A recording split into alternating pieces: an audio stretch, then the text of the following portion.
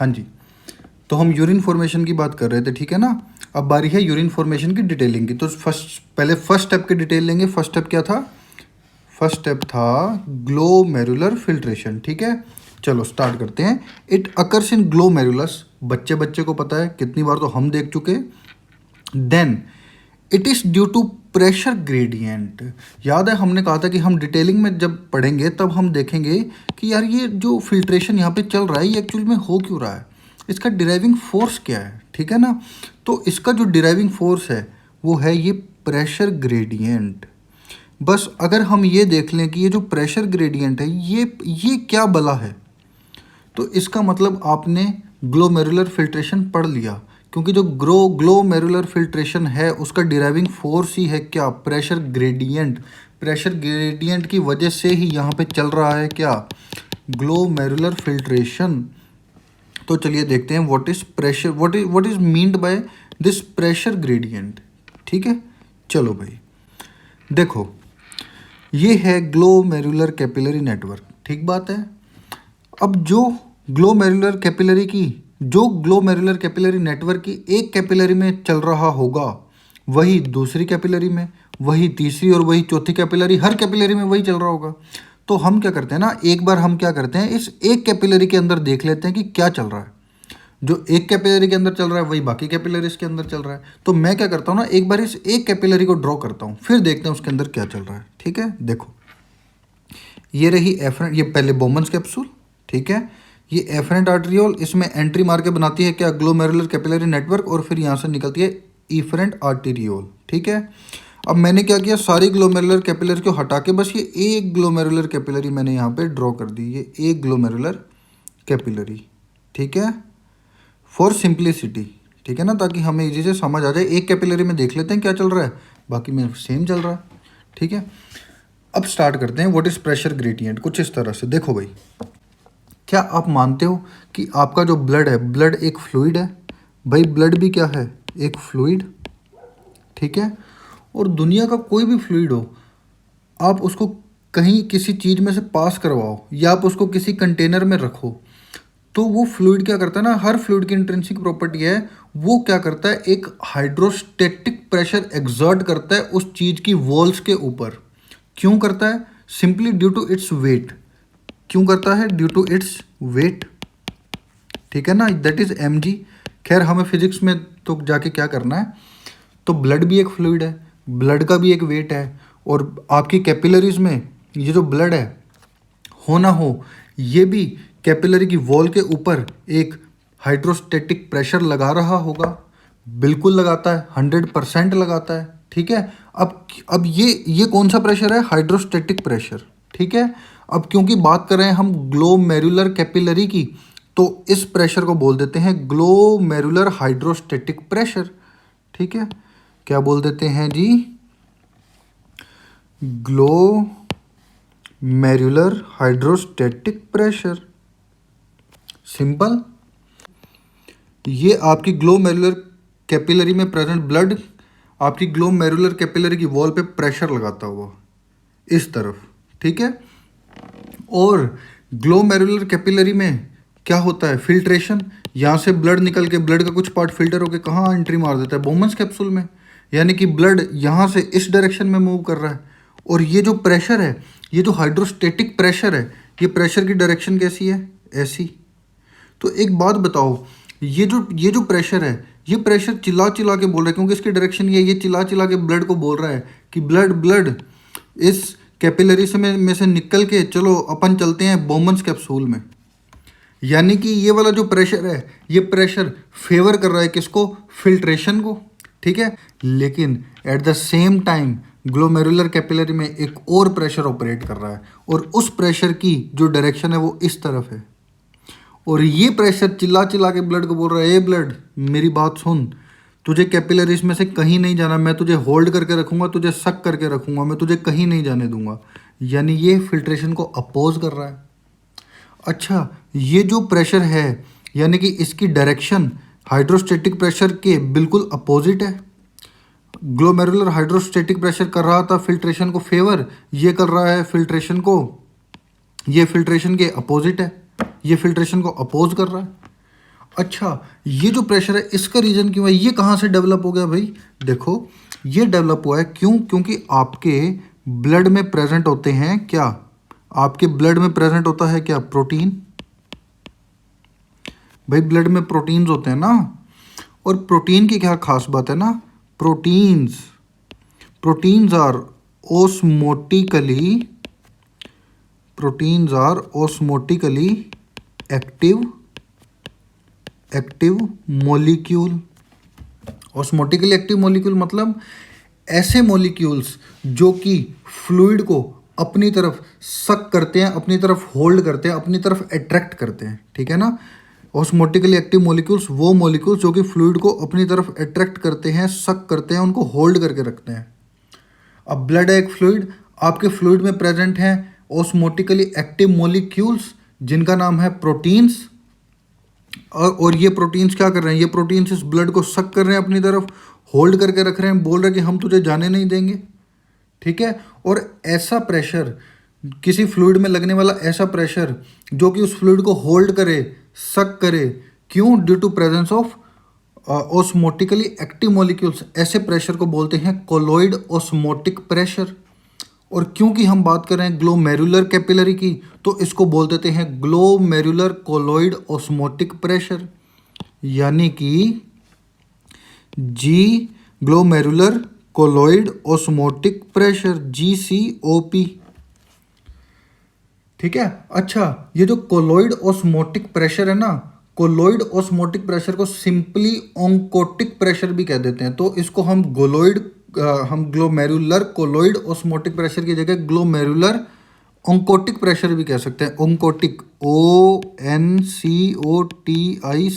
Oncotic. So colloid osmotic pressure की जगह simply oncotic pressure, ठीक है। हाँ, ठीक है। अभी तक हमने दो प्रेशर्स की बात की। पहला प्रेशर है हाइड्रोस्टेटिक प्रेशर। क्यों है हाइड्रोस्टेटिक प्रेशर? भाई हर फ्लूइड में होता है, ब्लड भी एक फ्लूइड है, ब्लड का भी एक वेट है, उनके वेट के कारण वो वॉल्स के ऊपर एक प्रेशर लगाते हैं, that is your glomerular hydrostatic pressure. और ये प्रेशर की डायरेक्शन कुछ इस तरफ है, ये फिल्ट्रेशन को फेवर कर रहा है, ब्लड को बोल रहा है ब्लड चलो निकल के चलते हैं बोमन्स कैप्सूल में। और साथ ही हमने बात की ग्लोमेरुलर कोलॉइड ऑस्मोटिक प्रेशर। क्यों? क्योंकि ब्लड एक फ्लूइड है और उसमें प्रेजेंट है प्रोटीन्स। प्रोटीन्स हैं क्या? ऑस्मोटिकली एक्टिव मॉलिक्यूल्स, यानी कि फ्लूइड को सक करते हैं, अपनी तरफ होल्ड करते हैं, अट्रैक्ट करते हैं। और ये चिल्ला चिल्ला के ये प्रेशर बोल रहा है कि भैया कहीं नहीं जाना, वेसल में ही रहो, ग्लोमेरुलर कैपिलरी में रहो, मैं कहीं जाने नहीं दूंगा। फिर एक और बात, एक तो कैपिलरी में दो प्रेशर ऑपरेट होते हुए, फिर एक प्रेशर ऐसा है जो कि बोमन्स कैप्सूल में ऑपरेट होता है, ठीक है ना। और वो प्रेशर की डायरेक्शन भी हाइड्रोस्टेटिक प्रेशर के अपोजिट है, और in the same direction of glomerular colloid osmotic pressure. ये प्रेशर भी चिल्ला चिल्ला के बोल रहा है कि मैं फिल्ट्रेशन नहीं होने दूंगा, ये फ्लूइड को कैपिलरी के अंदर की तरफ ही धक्का मार रहा है, ये ब्लड को ये कोशिश कर रहा है कि इसमें से ब्लड बाहर ना आ पाए,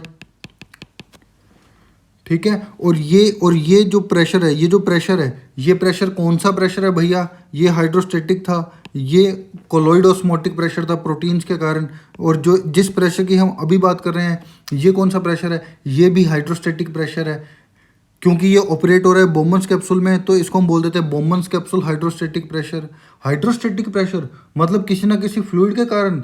ओ अच्छा, तो ये बोमन्स कैप्सूल में फ्लूइड कहाँ से आया भाई? यहीं से तो भाई, ये देखो, यहीं से तो फिल्टर हो के फ्लूइड आता, एंट्री कहाँ मारता है? बोमन्स कैप्सूल में तो एंट्री मारता है।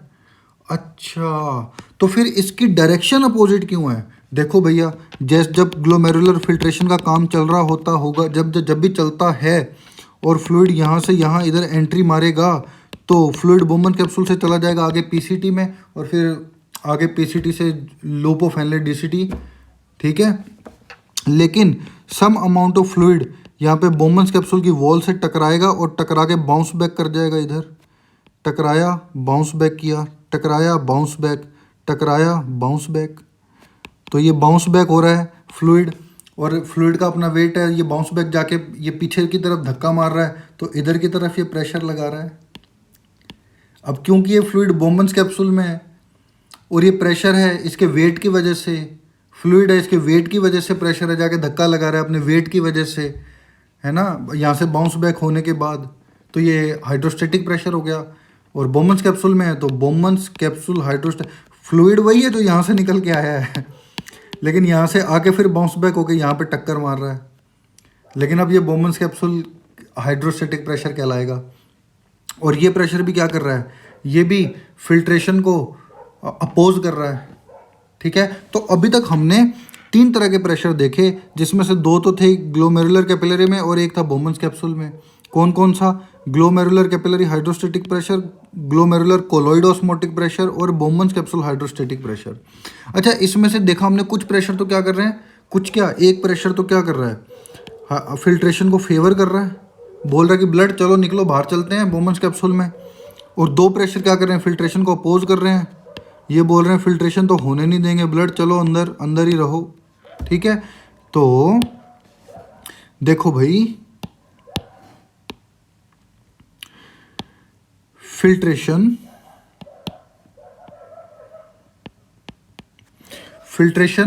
के हमने 2 डिवीजन किए, इधर लिखा हमने पॉजिटिव और इधर लिखा नेगेटिव। पॉजिटिव मतलब इस साइड में हम वो प्रेशर लिखेंगे जो कि फिल्ट्रेशन को फेवर कर रहे हैं, इधर हम वो प्रेशर लिखेंगे जो कि फिल्ट्रेशन को अपोज कर रहे हैं। ठीक है, तो चलो अब आप मुझे बताओगे सबसे पहले वो प्रेशर जो कि फिल्ट्रेशन को फेवर कर रहा है, जो हमने सबसे फर्स्ट प्रेशर पढ़ा था, दैट इज ग्लोमेरुलर में लगने वाला hydrostatic pressure. Glomerular hydrostatic pressure filtration को फेवर कर रहा है।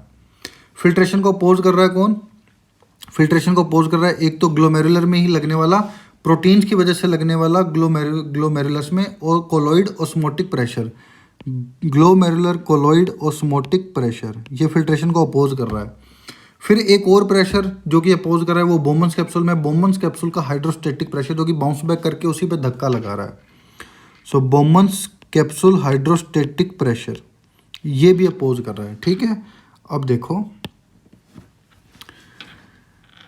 भैया, जो ग्लोमेरुलर कैपिलरी हाइड्रोस्टेटिक प्रेशर है इसकी वैल्यू है 60 mm ऑफ Hg, और जो ग्लोमेरुलर कोलॉइड ऑस्मोटिक प्रेशर है इसकी वैल्यू है 32, और बोमन्स कैप्सूल हाइड्रोस्टेटिक प्रेशर की वैल्यू है 18। देखो, हाँ भाई, इसकी वैल्यू कितनी है, इसकी वैल्यू है 60 mm ऑफ Hg।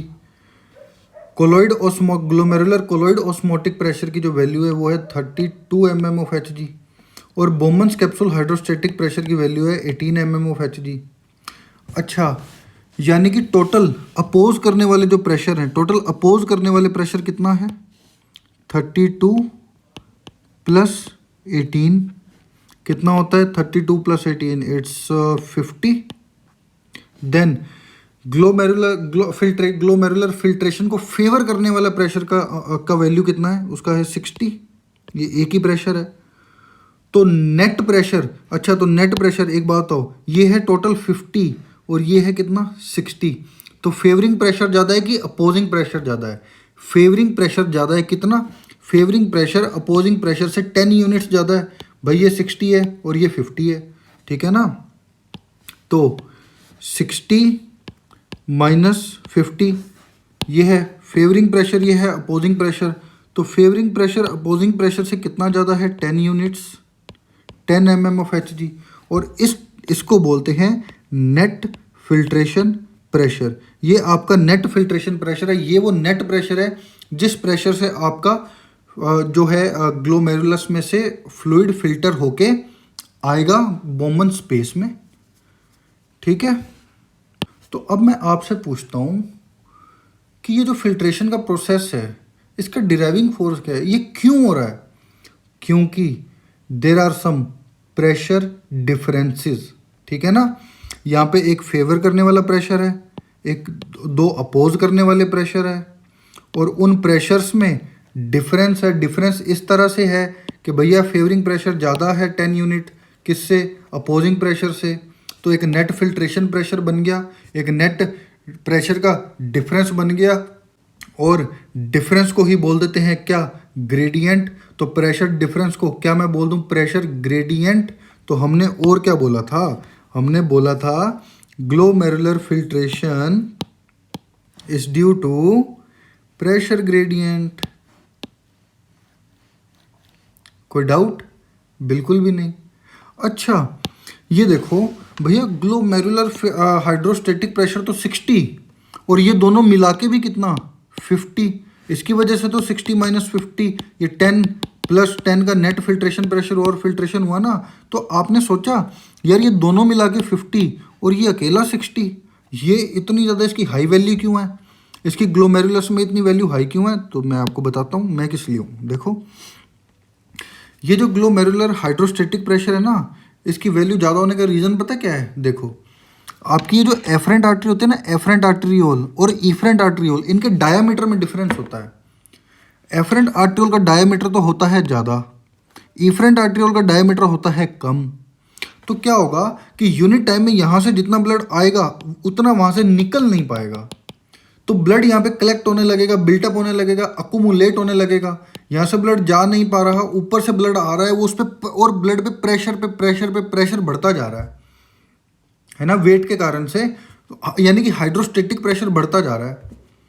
तो ग्लोमेरुलर हाइड्रोस्टेटिक प्रेशर की वैल्यू ज़्यादा होने का कारण होता है कि एफरेंट और इफरेंट आर्टरियोल का डायमीटर अनइक्वल होता है, एफरेंट का ज़्यादा, इफरेंट का कम। भाई मैंने बोला एफरेंट आर्टरी का डायमीटर होता है बड़ा, इसका होता है छोटा। ठीक है, आप एक काम करो धीरे धीरे, और इसी वजह से जितना ब्लड आ रहा है उतना निकल नहीं पा रहा, लेकिन आप क्या करो यहाँ से डायमीटर को बड़ा करना शुरू करो धीरे धीरे। जैसे जैसे आप डायमीटर बड़ा करोगे, जैसे जैसे डायमीटर बड़ा करोगे तो ये जो प्रेशर है 60, ये 60 से मान लो ये ड्रॉप करने लगेगा। मान लो 60 से ड्रॉप करके 60 से ड्रॉप करके ये प्रेशर हो गया 50, और अपोजिंग प्रेशर कितना है वो भी 50। तो 50 माइनस 50 कितना हो जाएगा 0। There will be no net filtration pressure, there will be no pressure gradient, there will be no pressure difference, so there will be no ultra filtration. So कभी कभी ये क्वेश्चन भी आपसे मान लो अगर कोई पूछे कि अगर हम एफरेंट और इफरेंट आर्टरियोल के डायमीटर को सेम कर दें तो क्या होगा? There will be no ultra filtration, याद रखना। ठीक है ना? क्यों? क्योंकि जो अपोजिंग प्रेशर है और जो फेवरिंग प्रेशर है वो इक्वल हो जाएंगे या फिर नेगेटिव हो जाएगा, अपोजिंग ज़्यादा हो जाएंगे और फेवरिंग कम हो जाएगा। ठीक है, चलिए। हाँ भाई एक सेकेंड। हाँ तो भाई हमने बात की glomerular filtration occurs in glomerulus, it is due to pressure gradient and high value of glomerular hydrostatic pressure is due to difference in afferent and efferent arteriole। Afferent का डायमीटर होता है ज़्यादा, इफरेंट का डायमीटर होता है कम। If afferent arteriole and efferent arteriole का diameter कर दिया जाए same, there will be no filtration. ठीक है, चलिए ये हो गया आपका ग्लोमेरुलर फिल्ट्रेशन का कारण, इसका कॉज। ठीक है ना, डिराइविंग फोर्स। अब एक बात मैं आपसे क्वेश्चन पूछूंगा, यहाँ पे चल रहा है भैया अल्ट्रा फिल्ट्रेशन। ठीक है, अल्ट्रा फिल्ट्रेशन कंटिन्यूसली यहाँ पे अल्ट्रा फिल्ट्रेशन का प्रोसेस चल रहा है। मेरा क्वेश्चन आपसे ये है कि एक मिनट में इस अल्ट्रा फिल्ट्रेशन से कितना फिल्ट्रेट बन जाएगा, कितने ml फिल्ट्रेट बन जाएगा, यानी कि एक मिनट में इस बोमन्स कैप्सूल में यहाँ से निकल के कितना amount of filtrate filter out होके यहाँ पे आ जाएगा। तो मैं आपको बता देता हूँ, यहाँ पे आ जाएगा 125 ml पर मिनट, यानी कि एक मिनट में कितना आ रहा है 25 ml। और इसी को बोल देते हैं GFR, यानी कि ग्लोमेरुलर फिल्ट्रेट रेट, यानी कि वो रेट या वो स्पीड जिस रेट के साथ यहाँ पे ग्लोमेरुलर फिल्ट्रेशन चल रहा है। और किस स्पीड से चल रहा है? ये चलता है 125 ml पर मिनट की स्पीड से, यानी कि हर एक मिनट में 125 ml ऑफ ग्लोमेरुलर फिल्ट्रेट बनता है आपके बोमन्स कैप्सूल में।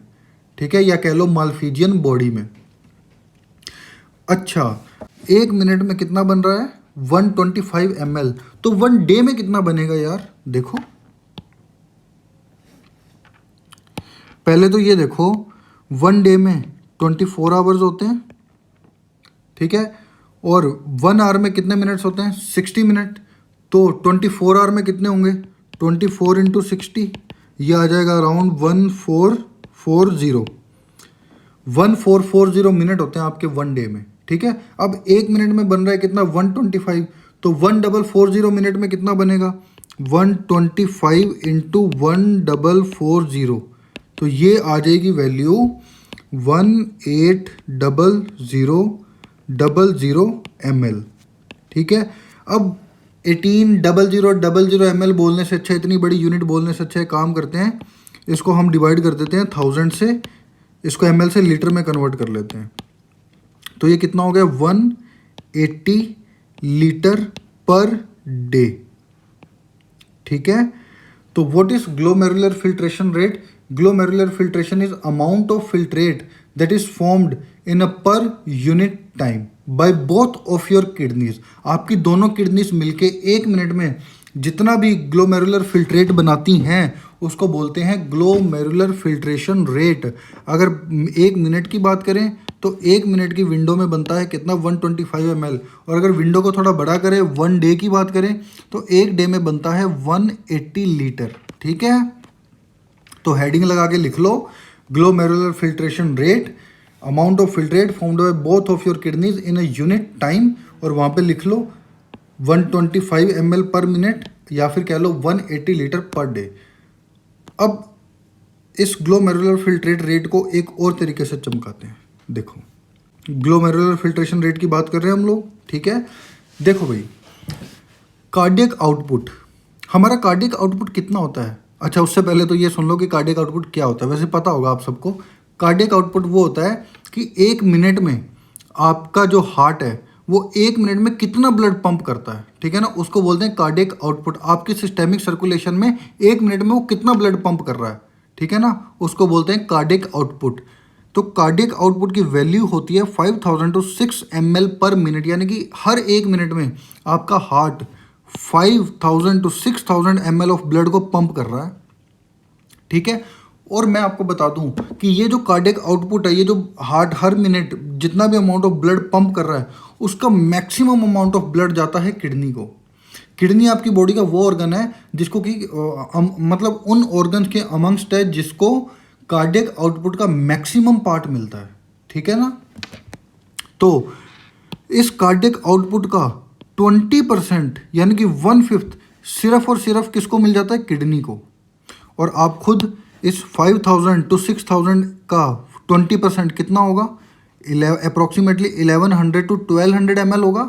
तो अगर हार्ट 5000 to 6000 ml ब्लड दे रहा है पर मिनट, तो किडनी को कितना मिलेगा पर मिनट, 1100 to 1200 ml पर मिनट, यानी कि कार्डियक आउटपुट का 20%। और इसको हम बोल देते हैं रीनल ब्लड फ्लो। ये क्या हो गया, रीनल ब्लड फ्लो। देखो भाई, रीनल ब्लड फ्लो कितना हो गया, 1100 to 1200 ml, विच इज 20% और से 1/5 ऑफ योर कार्डियक आउटपुट, ठीक है। तो अब आपके ब्लड में, अब आपकी किडनी में पहुंचा ये ब्लड 1100 to 1200 ml पर मिनट, और इसी ब्लड में से होना है फिल्ट्रेशन। और ब्लड के होते हैं दो पार्ट, ब्लड के होते हैं दो पार्ट, एक होता है फॉर्म्ड एलिमेंट्स और एक होता है प्लाज्मा, ठीक है। फॉर्म्ड एलिमेंट होता है 45% और प्लाज्मा होता है 55%, ठीक है। और ब्लड में से जो फिल्टर होना है, फॉर्म्ड एलिमेंट यानी कि जो सेलुलर पार्ट है वो तो फिल्टर होता ही नहीं है, इसको तो भूल ही जाओ, ठीक है। जो एक्चुअल में जो फिल्ट्रेशन होता है वो किसका होता है, प्लाज्मा का। हमने देखा था कि what is filtrate, filtrate is a proteinless plasma. और प्लाज्मा कितना है ब्लड में, ब्लड का कितना पार्ट प्लाज्मा होता है, 55%। तो किडनीज के पास ब्लड तो कितना आ रहा है, रीनल ब्लड फ्लो कितना है, 1100 to 1200 ml, बट इसमें से प्लाज्मा पार्ट कितना है, 55%। इसका 55% क्या है, 55% प्लाज्मा है। तो रीनल ब्लड फ्लो अगर 1100 to 1200 था, तो रीनल प्लाज्मा फ्लो कितना हो गया, अप्रोक्सीमेटली 625 ml पर मिनट। और इसी प्लाज्मा का तो फिल्ट्रेशन होना है ना। देखो भाई, हर मिनट आपके हार्ट ने निकाला कितना, 5000 to 6000 ml ब्लड, उसमें से 1100 to 1200 ब्लड किस में चला गया, किडनी में। और उसमें से 55% पार्ट क्या है, प्लाज्मा।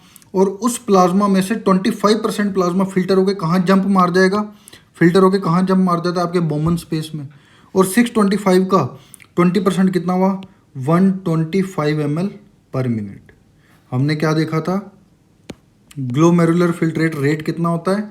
125 ml पर मिनट। ठीक है, ये क्या है आपका GFR। और अगर विंडो बड़ी विंडो में बात करें तो 180 लीटर पर डे। ठीक है, चलिए, तो ये हो गया आपका glomerular filtrate. Glomerular filtrate rate की हेडिंग डाल के पहले उनकी वैल्यूज़ लिख लेना, फिर ये सारा यहाँ से स्टार्ट कर देना। कार्डियक आउटपुट, फिर उसका 1/5 किडनी को जाता हुआ, फिर उसका भी 55% पार्ट हुआ प्लाज्मा। प्लाज्मा का भी 25% फिल्टर होकर जंप मार देता है 125 ml, which is your glomerular filtrate rate. चलिए।